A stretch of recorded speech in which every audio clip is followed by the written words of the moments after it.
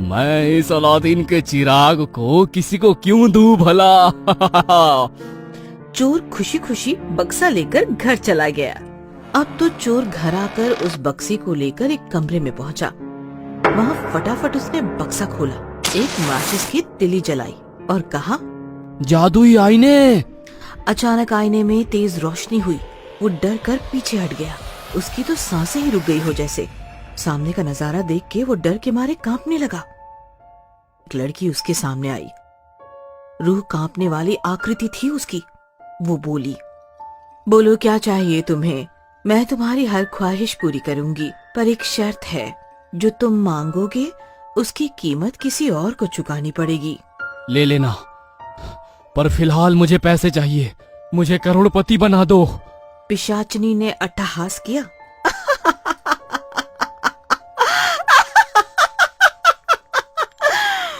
लालची, तूने भी वही मांगा जो सब मांगते हैं।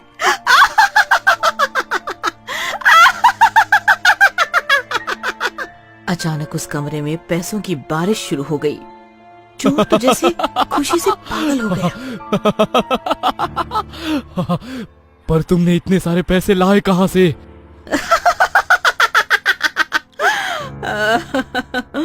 तुम्हें उससे क्या, तुम बस मजे करो। और एक भयानक कर्कश चित्कार के साथ वो गायब हो गई। अगले दिन सुबह वो चाय के ठेले पर गया तो पता चला संजय, यानी जिसके उसने पैसे लूटे थे, उस शहर के पैसे वालों में से एक था। वो रहस्यमयी तरीके से अपने कमरे में मरा पाया गया और उसके पैसे भी गायब थे। चोर को ये सब थोड़ा अजीब लगा, पर वो तो नए दौलत के नशे में चूर था। 10 साल बीत गए उस बात को। अब वो चोर इस शहर का सबसे बड़ा रईस यानी रमेश शर्मा बन गया था। उसने उस बक्से को तहखाने में रख दिया, जहाँ उसके परिवार का कोई सदस्य नहीं जाता था। उसके ताले की चाबी सिर्फ उसी के पास थी। यहाँ तक कि उसने अपनी बीवी और बच्चों को भी कुछ नहीं बताया था। एक दिन रमेश के बेटे का एक्सीडेंट हो गया। वो उस एक्सीडेंट में बुरी तरह से जल गया। रमेश बहुत दुखी था।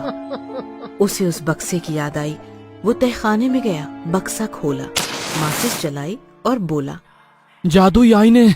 वो अट्टहास करते हुए फिर आई। फिर से वही चित्कार वाली हंसी लिए वो बोली, कहो, बहुत दिनों के बाद याद किया? मेरे बेटे को बचा लो। पर शर्त याद है ना, किसी एक को अपनी जान देनी पड़ेगी। रमेश अपने बेटे के प्यार में अंधा हो गया था। उसने कहा, ठीक है, तुम मुझे मार दो, पर मेरे बेटे को बचा दो। वो पिशाचिनी अपने काले दांत निपोरते हुए बोली, नहीं, जिसे मैं चाहूंगी वो मरेगा।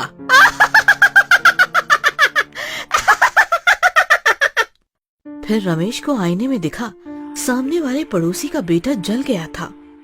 रमेश को बहुत बुरा लगा। बचपन से उसे देखा था।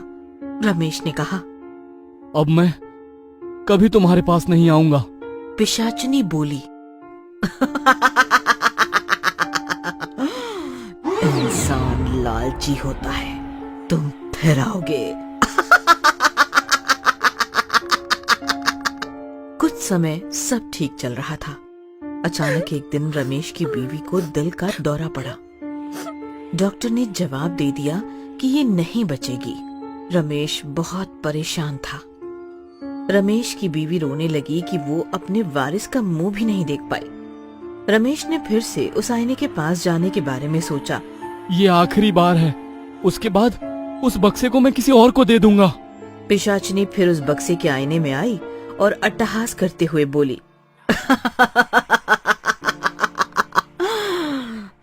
देख, आ गया ना फिर, बोला था ना आएगा।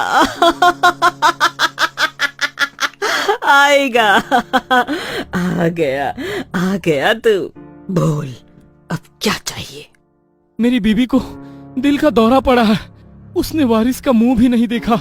रमेश गिड़गिड़ाने लगा, पर शर्त याद है ना? हाँ, याद है। पिशाचिनी जोर जोर से हंसने लगी। अचानक आईने में रमेश के बेटे की लाश दिखी। रमेश जोर जोर से रोने लगा।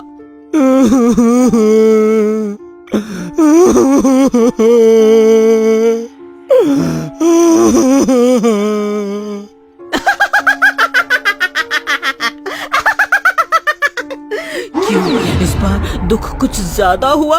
अपना बेटा मरा इसलिए?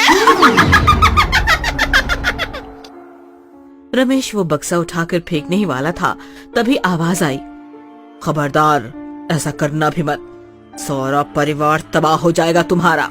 नियति को बदलोगे तो यही होगा। मैंने भी यही किया था। मेरे हाथ में शादी का सुख नहीं था, पर मैंने लिया। 2 दिन बाद ही मेरे पति की मौत हो गई और मेरे ससुराल वालों ने कुलक्षणी कहकर मुझे जलाकर मार दिया। तब से ये आईना ही मेरा घर है और मैं सबको बताती हूँ कि नियति को मत छेड़ो, मत छेड़ो। रमेश रोने लगा। मैंने अपने खानदान के वारिस से उसके पिता का साया छीन लिया। गलती तुम्हारी नहीं, मेरी है। मैं ही लालच में अंधा हो गया था। जो भी इस आईने से कुछ मांगता है वो पछताता ही है। रमेश ने अपने बेटे का अंतिम संस्कार किया और चल दिया।